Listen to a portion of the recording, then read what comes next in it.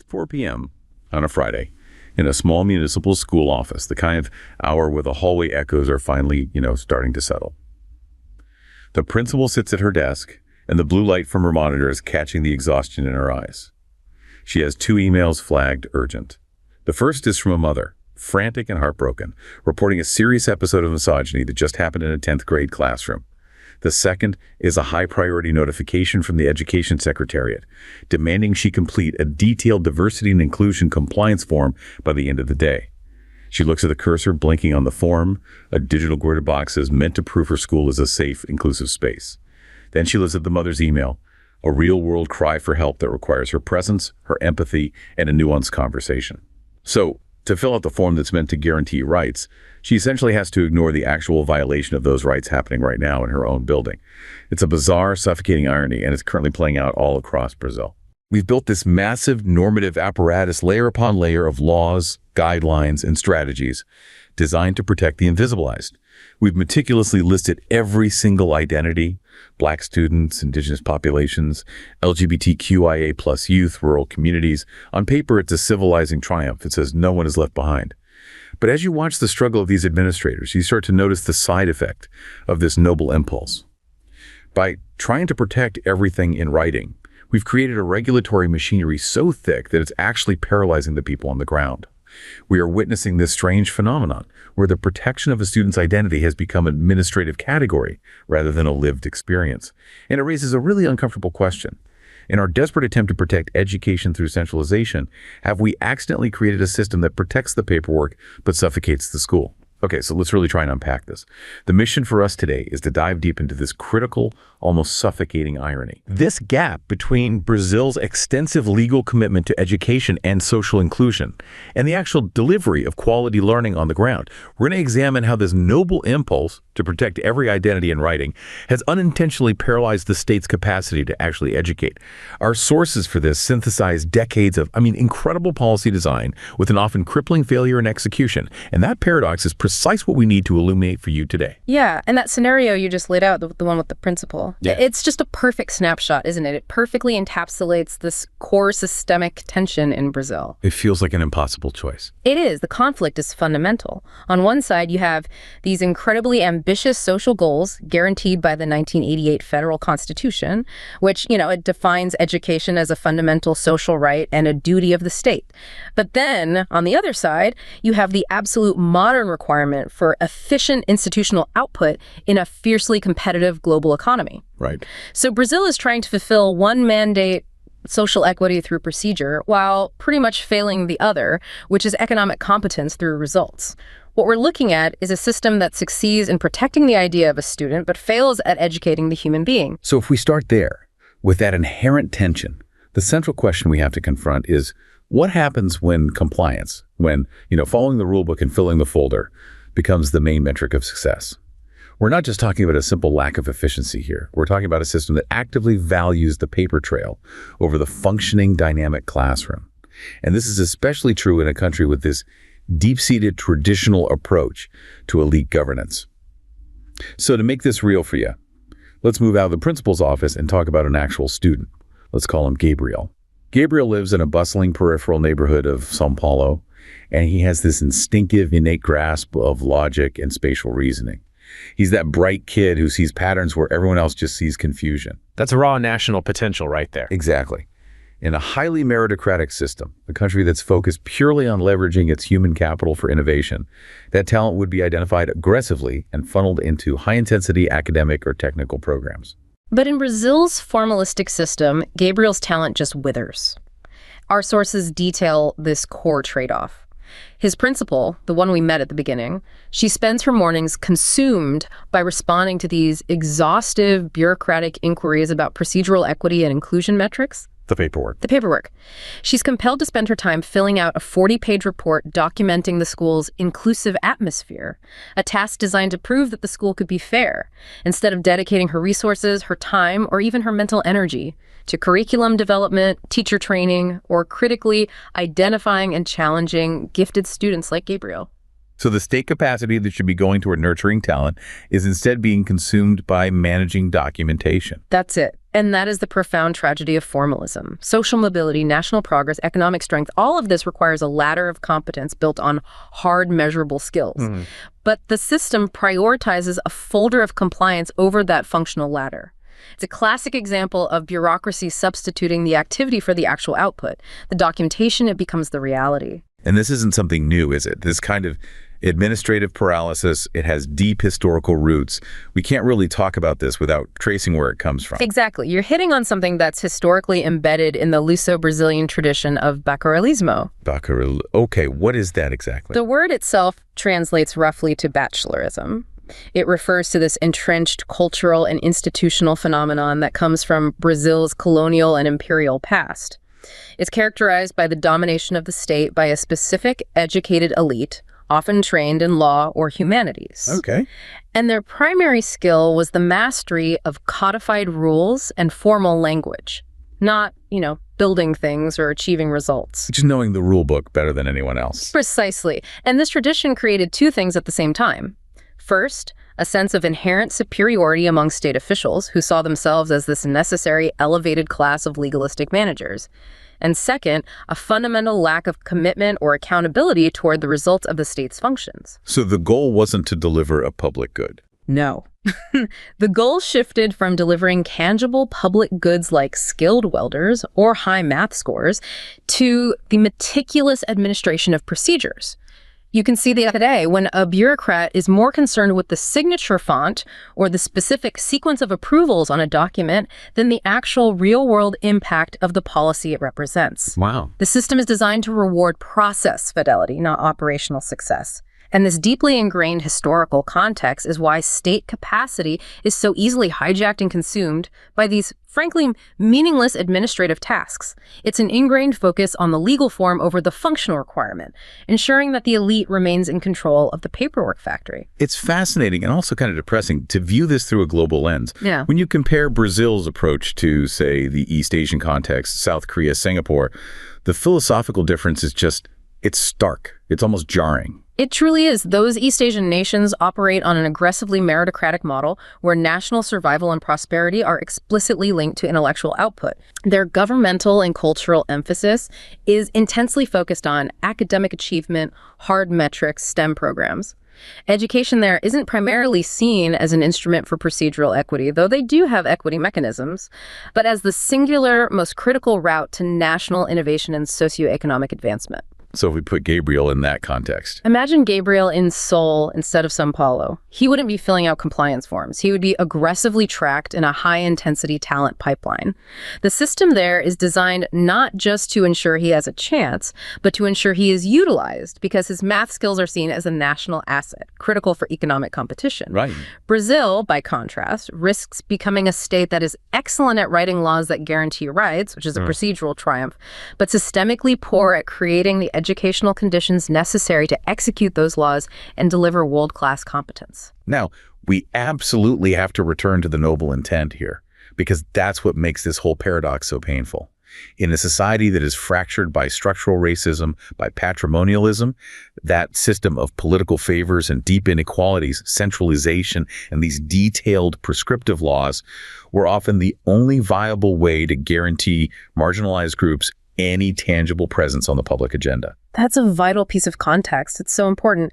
When our sources list all those specific identities, Black students, indigenous populations, LGBTQIA plus youth, and so on, the goal was protection. It was a shield. It was a shield, exactly, against local violence, against censorship, or just the passive reproduction of structural exclusion by individual schools.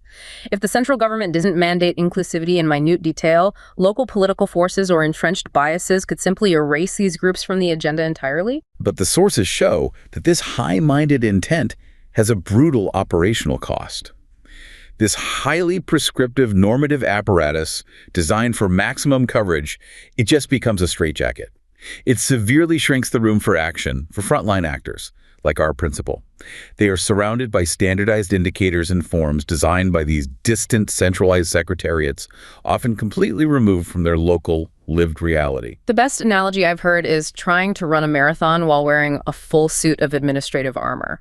You are protected, perhaps, but you are immobile. Yeah. Take the example of local, culturally rich pedagogical innovation. A school might want to implement, say, agroecology classes, a brilliant approach that integrates local nature, agricultural cycles, traditional knowledge. It's pedagogically rich, it's community-focused. Sounds amazing. It is, but they often have to abandon or severely dilute these programs because they simply cannot fit them into the rigid, standardized calendars and indicators demanded by the distant bureaucracy. The rule book demands a square peg. The local school has a beautiful, innovative round hole. And the paperwork wins. The paperwork wins, and rich, context-specific pedagogy loses every time. So if this formalism is paralyzing principles and suffocating rich local teaching, it follows that the cost doesn't stop at Gabriel's desk or the principal's office. It has to hit the national balance sheet. And this is where it starts to get, I think, really, really interesting, because that relentless focus on the paper trail, the bureaucratic overload, it has a measurable, physical, and ultimately catastrophic cost to the nation's economic health. It really does. I found a specific, really tangible anecdote that connects this regulatory weight directly to Brazil's inability to produce goods.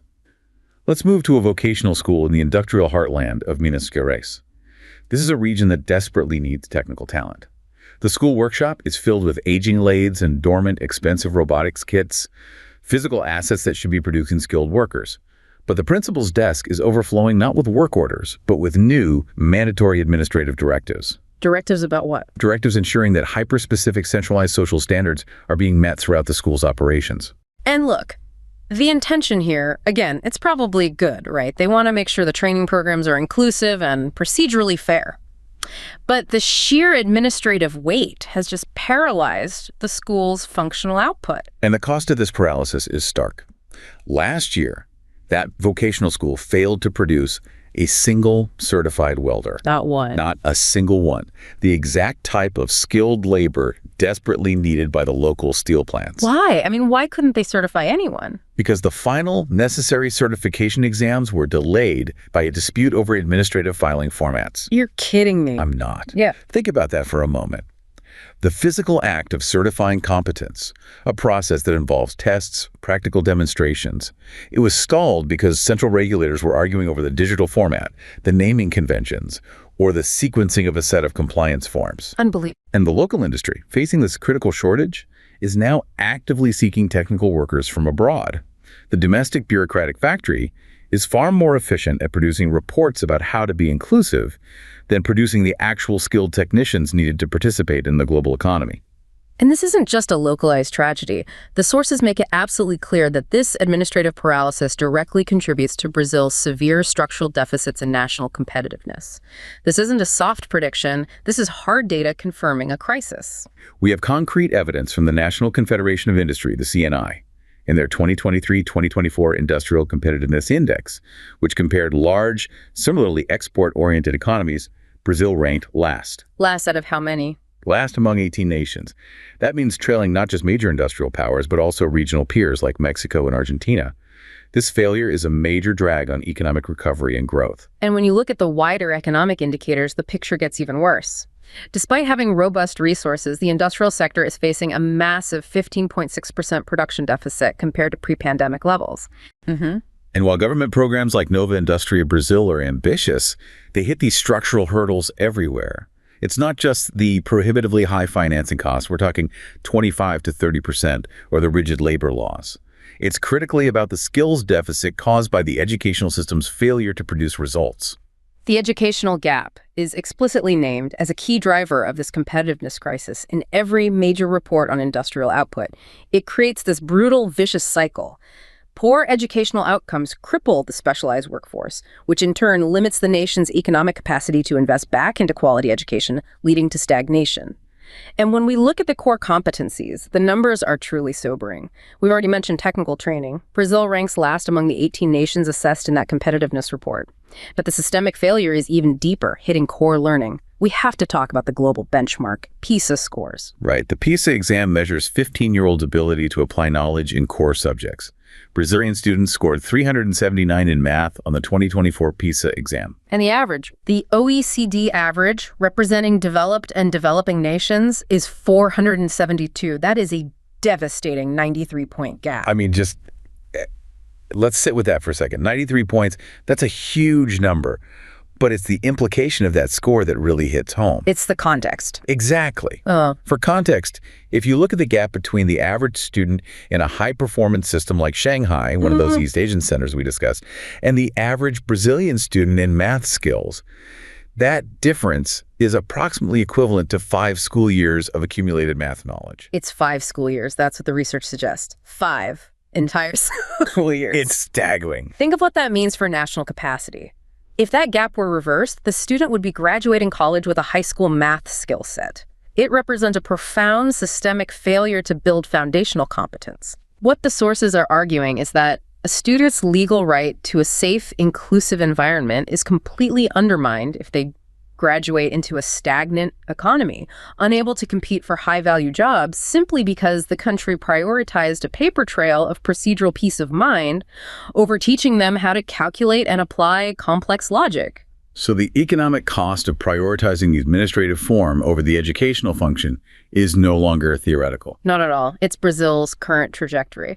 But, before we just paint this picture of total failure, we have to get into the paradox here, because it's not all bad news. To understand why implementation fails, we have to recognize that Brazil has achieved substantial, really world-class progress in policy design and financing over the last 3 decades. That's a crucial point. It is. The problem isn't that policymakers lack good ideas. It's that the noble system they design cannot execute the brilliance it contains. Okay, so let's slow down here and contextualize these policy triumphs because they're genuinely impressive and they set Brazil apart from many of its regional neighbors. Let's start with money because education requires investment. Absolutely. So policy triumph number 1, financing. The 1988 federal constitution didn't just mention education, it legally mandated specific high percentages of tax revenue for it, 18% for the union, 25% for states and municipalities. This constitutional floor has been critical. So the money is there by law. The money is there, and due to steady economic growth and these mandates since 2000, per capita investment in basic education has more than tripled. They secured the input side of the equation. Okay, triumph number 2. Equity mechanisms. This is maybe the most sophisticated element. We're talking about FundDB, the Fund for Maintenance and Development of Basic Education. For anyone listening who doesn't track budget mechanisms daily, why is FundDB so revolutionary for equity in a country as vast and unequal as Brazil? FundDB is essentially a massive engine of redistribution. Without it, per capita investment disparities across regions, say, between a wealthy coastal city and a poor remote interior municipality, could easily be 100-fold. 100 times different. Yeah. FundDB pools a portion of tax revenue across all levels of government and redistributes it based on student enrollment numbers and regional needs. It significantly reduces those per-pupil investment disparities. It's a mechanism that forces the state to guarantee a minimum standard of resources, regardless of where a student lives. It's a world-class institutional defense against geographic inequality. And then triumph number 3, the assessment infrastructure. They didn't just mandate spending, they mandated measurement. Systems like SAEB, the National Assessment of Basic Education Improve of Brazil, they combined to create the IDED, the Index of Basic Education Quality. And that assessment system is robust. It monitors education progress in nearly every one of Brazil's massive network of primary and secondary schools. This means policymakers have granular data, allowing them to track performance right down to municipal level. They have the map, they know where the failures are. And on top of all that, we've seen major national policies providing common frameworks. The decade-long National Education Plan, the PNE, and the National Learning Standards, the BNCC, which was a huge milestone in aligning curricula across the entire country. Right. And even recent policies from the current federal administration show high technical capacity. A new national literacy policy inspired by the CIRAM model, structured policies to extend the school day, and ambitious new teacher policies, including developing a national teacher exam. Okay, so world-class financing, world-class assessment, excellent policy blueprints. What does this all mean? If the design is so strong, why are the quality outcomes still lagging so far behind? That's the billion-dollar question. The problem isn't finding the right ideas. It's getting those well-designed ideas to actually work across a vast, complex, and often resistant system. And that brings us directly to the implementation chasm, and specifically, the size problem. Researchers analyzing 2023 learning outcomes across Brazil's nearly 6,000 subnational systems noticed a really decisive trend. The high performers are predominantly small or mid-sized systems. Interesting. Sobral in Sierra, which is often cited as a success story, manages only about 36 elementary schools. These smaller systems demonstrate impressive results because the central administration is close enough to the front line, to the principal's classroom, to monitor, support, and troubleshoot effectively. Right, they can actually manage it. Exactly.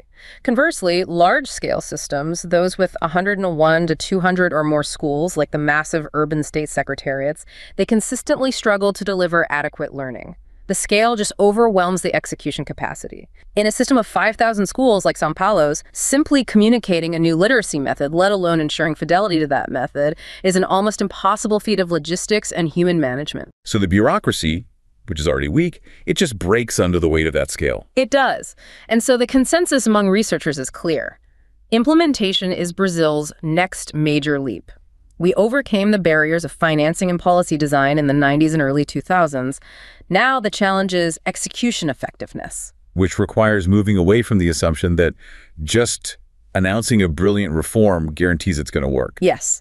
It demands a dedicated, structured infrastructure just for implementation. And this is where we see local actors, like our principal, creating these fascinating survival mechanisms to cope with this conflict between rights-based formalism and the demand for hard metrics. They're sometimes referred to as the third-way strategy in education policy. What does that actually look like on the ground? And is this a positive adaptation or just a necessary, maybe even cynical compromise? Well, it's born of necessity. Take the experimental school in Curitiba. They found themselves perpetually caught between the legitimate societal demands for immediate redress for deep inequalities, the need to ensure social cohesion and equity, and the stark reality that their students needed to hit high math and science scores to compete globally. That sounds like our principal's dilemma, just scaled up. It's the same tension. It was paralyzing the classroom. So their pragmatic solution was institutional separation.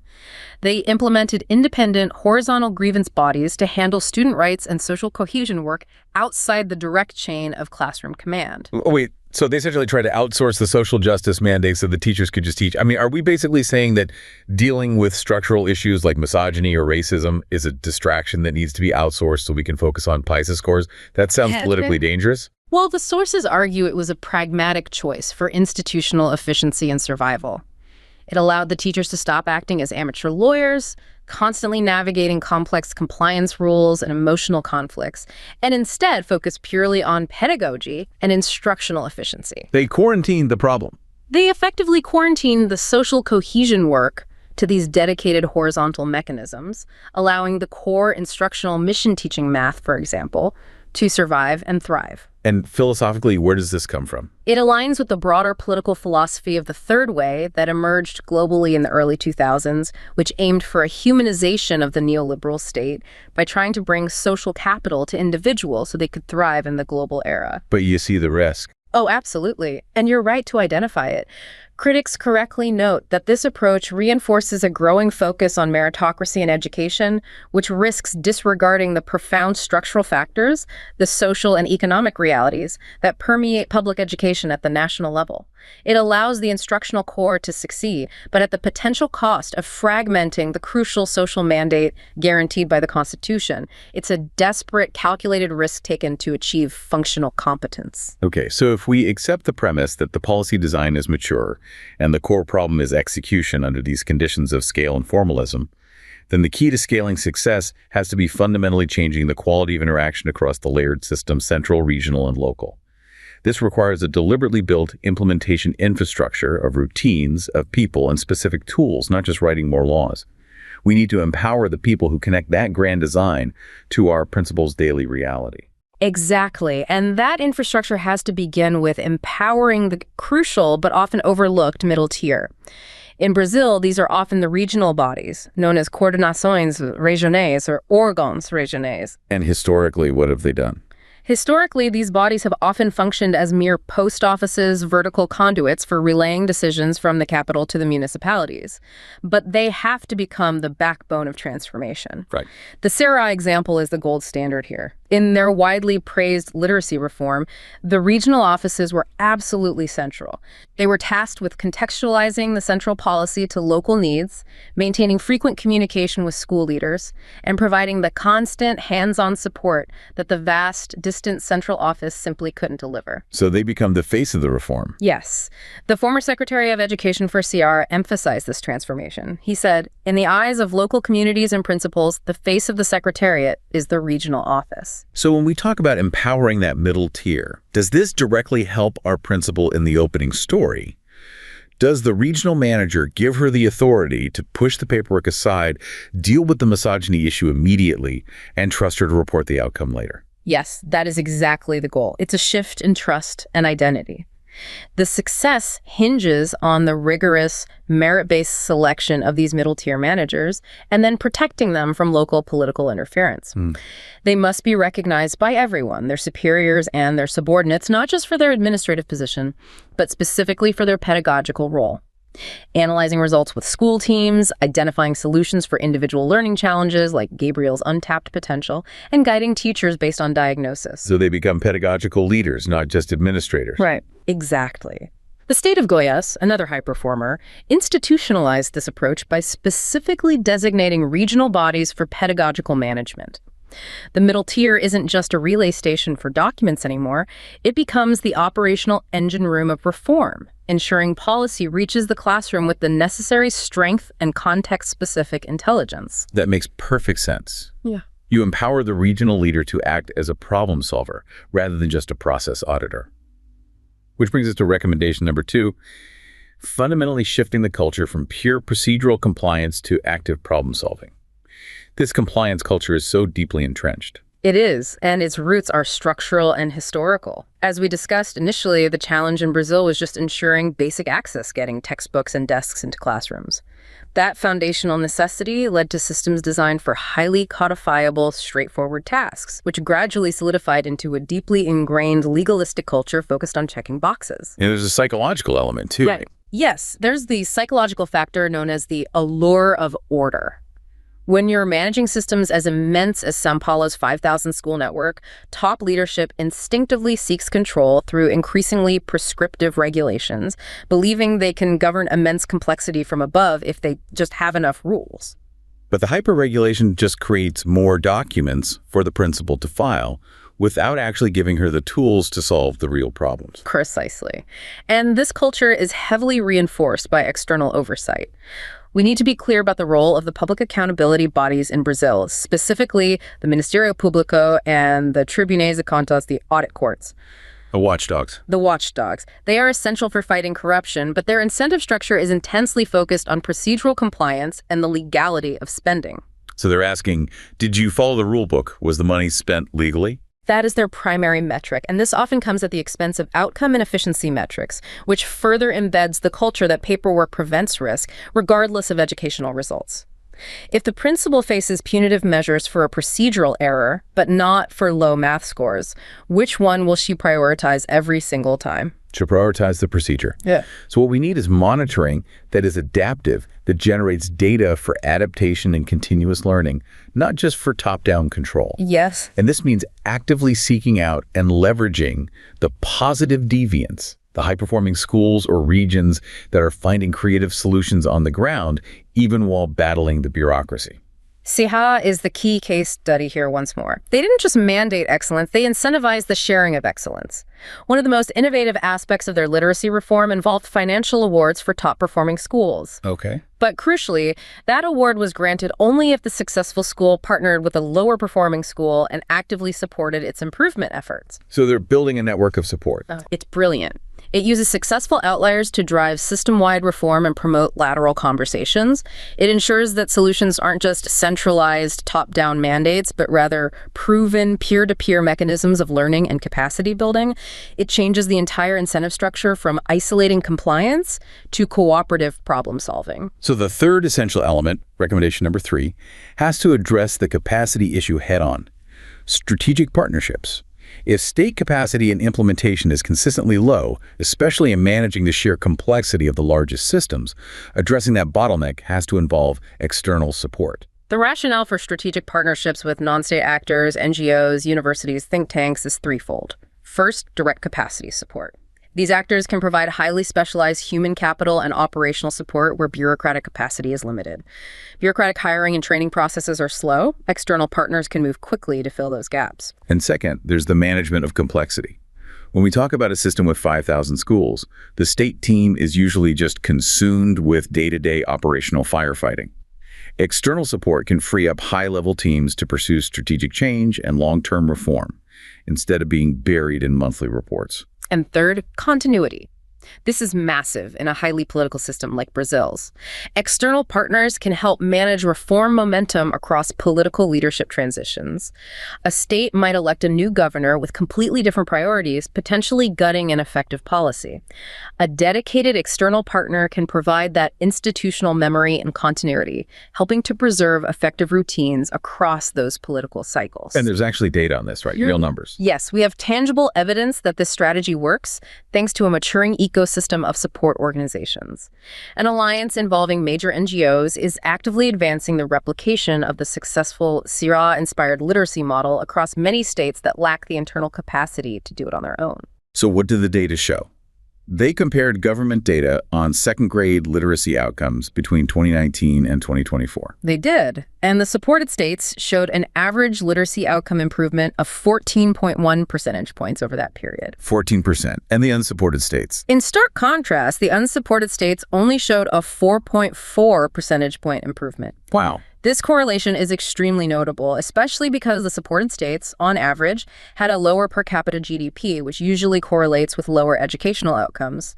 This strongly suggests that strategic non-state partnerships can effectively strengthen state capacity and drive measurable outcomes, fundamentally closing that gap between policy design and classroom reality. So, to loop all the way back to that initial principle we talked about, the one buried under the compliance form. What we've seen is that Brazil built this policy architecture designed to protect every right, listing every identity, ensuring compliance and equity.